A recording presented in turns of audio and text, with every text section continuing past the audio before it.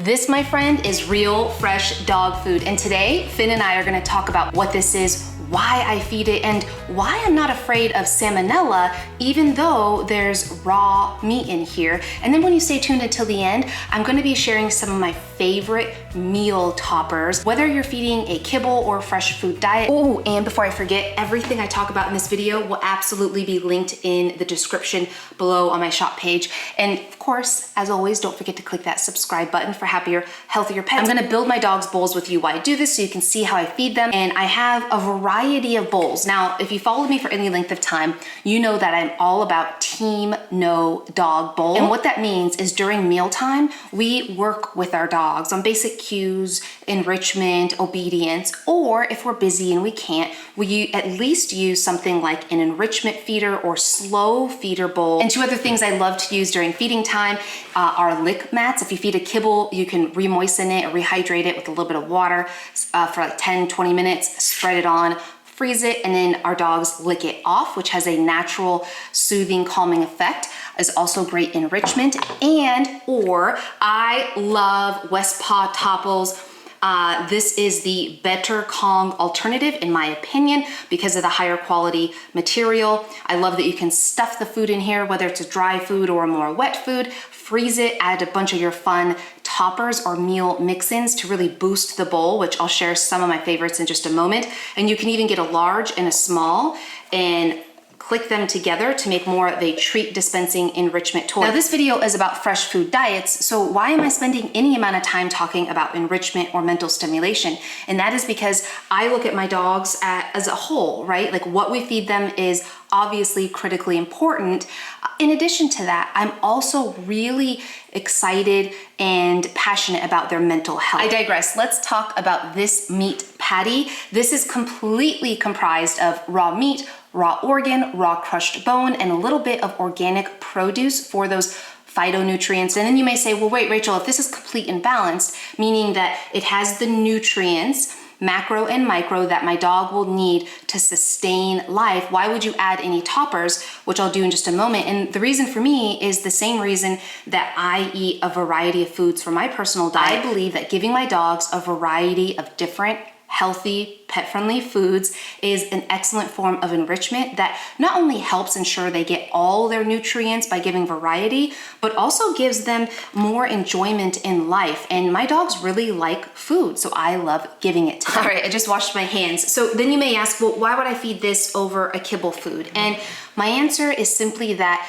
I am passionate and I am an advocate of feeding my dogs the most biologically appropriate or species appropriate diet. What that means is feeding my dogs a diet that they were naturally meant to eat so that the nutrients, both macro and micro, are most bioavailable. I want to feed my dogs a diet that's going to respect what their body needs, not just what's convenient for me and not just what makes the big 5 companies that own most all kibble the most money. And if we really look at it, kibble is only about 100 years old. Think about that. Before that, there was no kibble. So what did people feed dogs? They fed them table scraps. They fed them leftover carcasses and pieces of animal from their farm. All that to say, I'm also super realistic that feeding a more fresh, real food diet is more expensive. Now, some will argue that yes, it's more expensive up front, but medical vet costs could be a lot lower. So overall, it evens out. But I also understand and respect that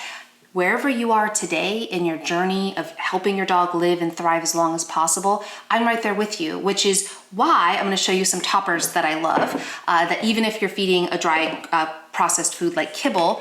Also remember, I fed kibble for like the first half almost of my Labrador's life before I learned better. So I am not here to judge. And so one of the foods I love adding to a dog's bowl are blueberries. I try to get local when I can, if not at least organic.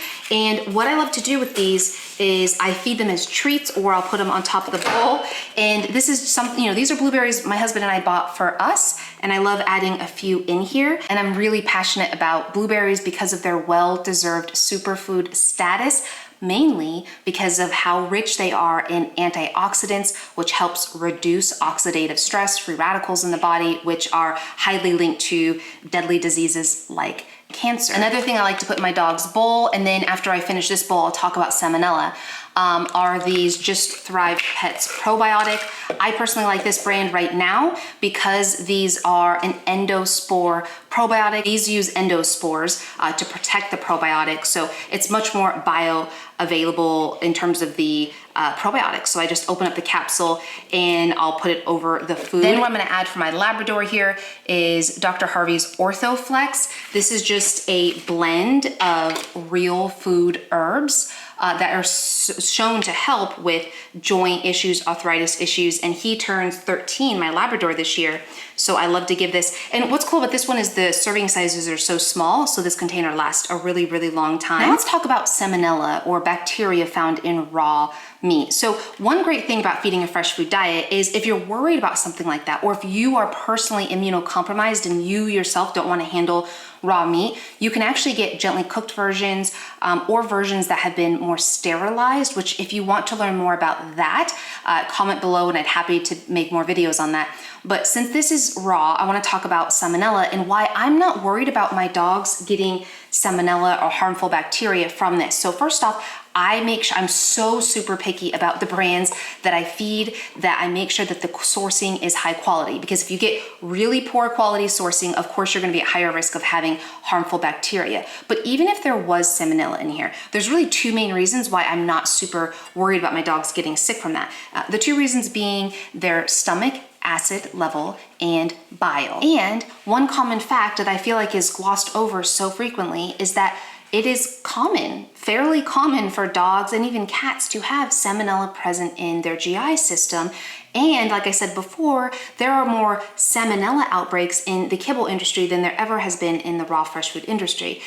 The big concern has come, in my opinion, in my experience, from fear mongering from the big pet food companies, the big kibble companies, which, another fun fact, are owned by like 4 to 5 big brands that make like Hershey Kisses, Mars, J.M. Smuckers are like some of the biggest dogs that own and manufacture and create most of the big kibble out there and drive and fund most, if not all, of the accredited vet schools in the US, which means that what they're teaching is candidly really, really biased. So I'm not worried about Salmonella in my dogs because first off, dog's stomach acid has a pH level of around 1 to 2 on average, and Salmonella needs anywhere from about a 4 to a 10 pH to actually survive and thrive. And with this acidic environment, the digestive process in the system is really, really short or really fast. So there's not a lot of time. That's why you hear often that dogs have a faster, shorter digestive tract, and that doesn't allow for a lot of time for bacteria to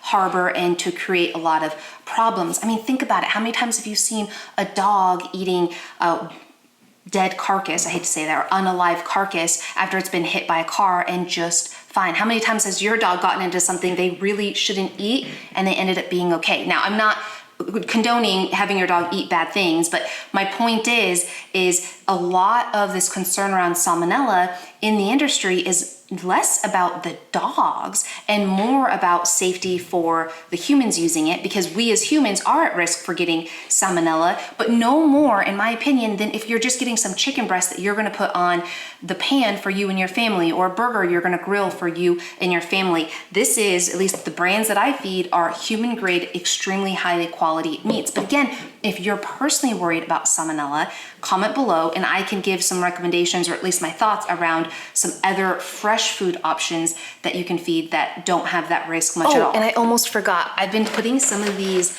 polka dot cod skins. Look how big they are. They're great dental chew. It's 100% cod skin by a small, awesome company that's rich in healthy omega-3s.